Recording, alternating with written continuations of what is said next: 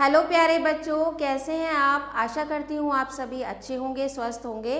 तो बच्चों, आज हम पढ़ने जा रहे हैं गैलेक्सी पब्लिशर की व्याकरण सरोवर भाग 3। हेलो प्यारे बच्चों, कैसे हैं आप। तो बच्चों, आज हम पढ़ने जा रहे हैं व्याकरण सरोवर का पाठ 11, जिसका नाम है वचन। तो वचन यानी कि नंबर। वचन से शब्द के एक या अनेक होने का बोध होता है। वचन या तो एक वचन होते हैं या बहुवचन होते हैं। तो वचन क्या होते हैं? जो हमें किसी भी शब्द का, किसी भी संज्ञा का एक वचन, एक होना या एक से अधिक होने के बारे में बताते हैं। तो वचन या तो एक वचन होगा या बहुवचन होगा।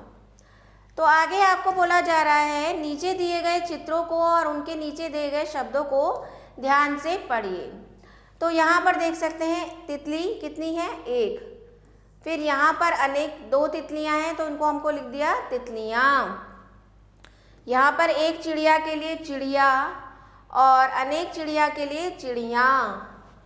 यहाँ पर एक केले के लिए केला और यहाँ पर अनेक केलों के लिए केले लिखा गया है।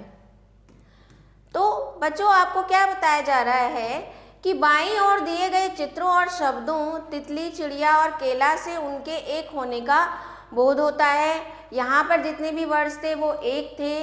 और दाईं ओर दिए गए चित्रों और शब्दों तितलियाँ, चिड़िया और केले से एक से अधिक संख्या में होने का बोध होता है। तो इस प्रकार शब्द के प्रयोग से ही यह बात स्पष्ट हो रही है कि वस्तुओं की संख्या एक है या एक से अधिक है। तो वचनों से हमें वस्तुओं की संख्या के बारे में पता चलता है कि कोई भी वस्तु जो है एक है या अनेक है।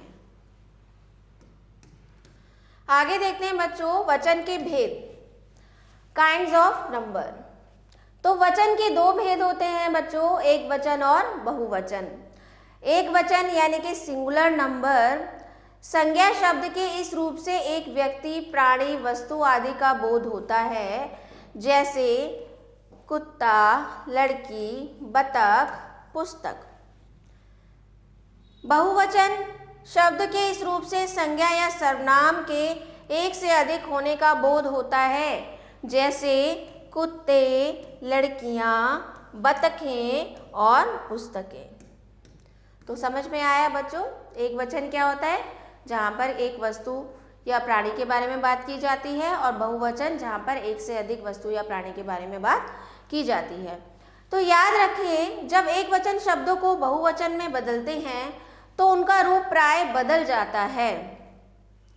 तो जब हम एक वचन से बहुवचन में बदलेंगे तो उनका रूप बदल जाता है। जैसे पुस्तक का हो गया पुस्तकें, रात का हो गया रातें, तोता का हो गया तोते, कपड़ा का हो गया कपड़े, पौधा का हो गया पौधे, किताब का किताबें, बच्चा का हो गया बच्चे, बेटा का हो गया बेटे, मेला का हो गया मेले, लड़का का लड़के, मेज़ का मेज़ें, आँख का आँखें, कमरा का कमरे, पत्ता का पत्ते, घोड़ा का घोड़े।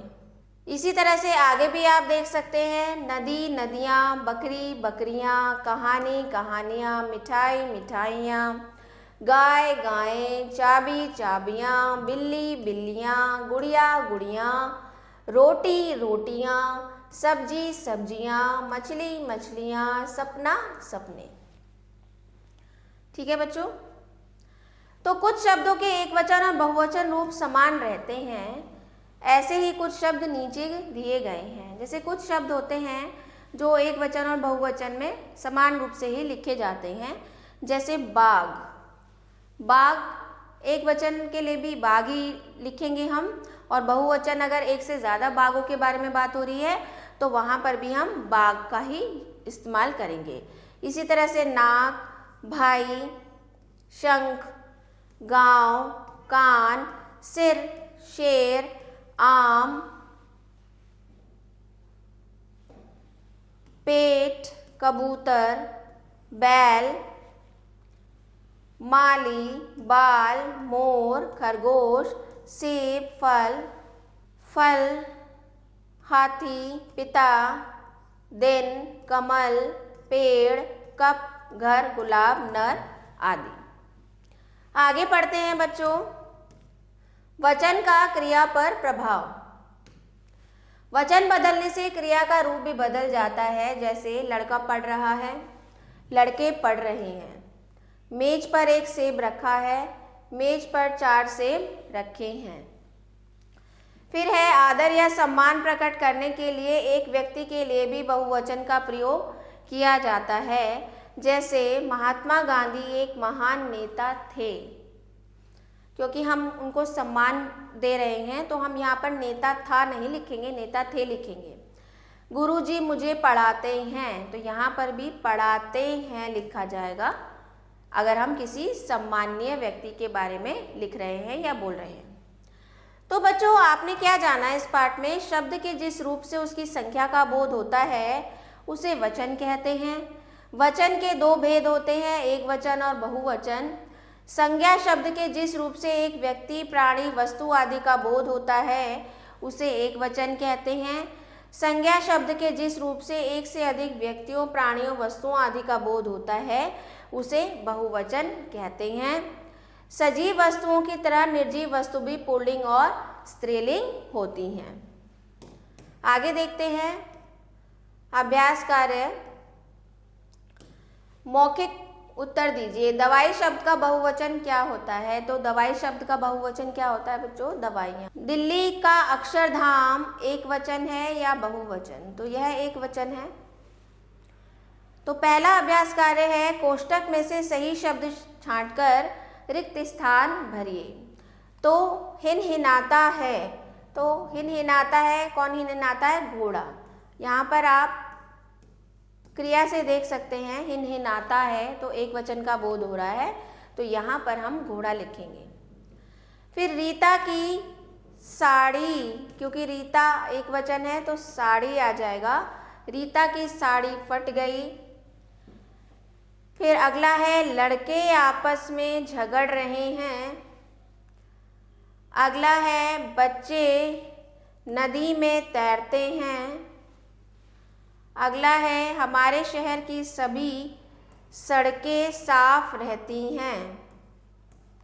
सड़कें साफ रहती हैं।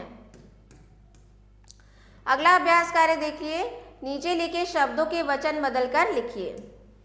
तो गाय का बहुवचन क्या हो जाएगा बच्चों? गायें। वस्तुएं, अब इनके वचन बदलने हैं, जो बहुवचन में हैं उनको एक वचन में करना है। तो वस्तुएं का हो जाएगा वस्तु, मेला का हो जाएगा मेले, पौधा का हो जाएगा पौधे, किताब का हो जाएगा किताबें, घोड़ा का हो जाएगा घोड़े, कपड़ा का हो जाएगा कपड़े, बच्चे का हो जाएगा बच्चा, आँख का हो जाएगा आँखें, रानी का हो जाएगा रानियाँ, बकरी का हो जाएगा बकरियाँ और साड़ियाँ का हो जाएगा साड़ी। तो इस तरह से हमने सबके वचन बदल दिए। जो बहुवचन थे उनको एक वचन में लिखा और जो एक वचन थे उनको बहुवचन में लिखा। अगला अभ्यास कार्य देखते हैं, सोचिए, समझिए और लिखिए। तो पहला देख सकते हैं, एक झोपड़ी सभी झोपड़ियाँ, एक डाली अनेक डालियाँ, एक उंगली 10 उंगलियाँ, 10 उंगलियाँ, एक लड़की 4 लड़कियाँ, एक तितली 2 तितलियाँ, एक पुस्तक 3 पुस्तकें, एक घंटी 5 घंटियाँ और एक साड़ी अनेक साड़ियाँ। तो इस तरह से आप ये अभ्यास कार्य करेंगे। अगला अभ्यास कार्य है बच्चों, नीचे लिखे वाक्यों में रंगीन शब्द के वचन बदलकर वाक्यों को पुनः लिखिए। तो ये जैसे लड़का है, लड़का लिखता है, तो यहाँ पर इसका वचन बदलेंगे तो लड़का का क्या हो जाएगा? लड़के, और क्योंकि बहुवचन हो गया है तो लिखता है की जगह क्या हो जाएगा? लिखते हैं। अगला है वह भागता है, वह भागता का हो जाएगा वे भागते हैं, वे भागते हैं। अगला है तोते आकाश में उड़ रहे हैं, तो ये हो जाएगा तोता आकाश में, क्योंकि ये बहुवचन था तो इसको हम एक वचन में बदलेंगे, तोता आकाश में उड़ रहा है। मैं अपना काम करता हूँ, तो यहाँ पर हो जाएगा हम अपना काम करते हैं, हम अपना काम करते हैं। फिर यहाँ पर कुत्ता भौंकता है, कुत्ते भौंकते हैं, कुत्ते भौंकते हैं। तो इस तरह से ये अभ्यास कार्य आप करेंगे। दिन और महीनों के नाम याद कीजिए। एक सप्ताह में दिनों की संख्या कितनी होती है बच्चों? 7 होती है। एक वर्ष में महीनों की संख्या कितनी होती है बच्चों? 12 होती है। तो इस तरह से ये सारे अभ्यास कार्य आप करेंगे। तो आशा करती हूँ बच्चों आपको अच्छे से पाठ समझ में आया होगा। तो मिलते हैं अगले पाठ के साथ अगले वीडियो में। आभार।